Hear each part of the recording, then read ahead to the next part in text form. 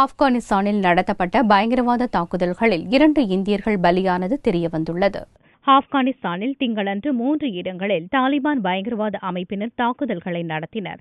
காபூல் அருகே ஜலாலாபாத் மெயின் ரோட்டில் சென்று கொண்டிருந்த பஸ் மீது மனித வெடிகுண்டு பயங்கரவாதி மோதியதில் பஸ் பயங்கரமாக வெடித்து சிதறி 14 பேர் பலியாகினர். அடுத்த சில மணி நேரங்களில் படக்ஷான் மாகாணத்தில் உள்ள மார்க்கெட்டில் மோட்டார் சைக்கிளில் வைக்கப்பட்டிருந்த குண்டு வெடித்து 8 பேர் இறந்தனர். மூன்றாவதாக தெற்கு காபூலில் நடந்த குண்டுவெடிப்பில் மேலும் 3 பலியாகினர். காபூல் குண்டுவெடிப்பு சம்பவத்தில் கணேஷ் தாப்பா, கோவிந்த் சிங் என்ற 2 இந்தியர்கள் இறந்ததாக மத்திய வெளியுறவுத்துறை உறுதிப்படுத்தியது. உத்தரகாண்ட் மாநில தலைநகர் டேராடூனை சேர்ந்த அவர்கள் காபூலில் உள்ள தனியார் செக்யூரிட்டி நிறுவனம் ஒன்றில் வேலை பார்த்து வந்ததாக வெளியுறவுத்துறை செய்தி தொடர்பாளர் விகாஸ் ஸ்வரூப் தெரிவித்தார்.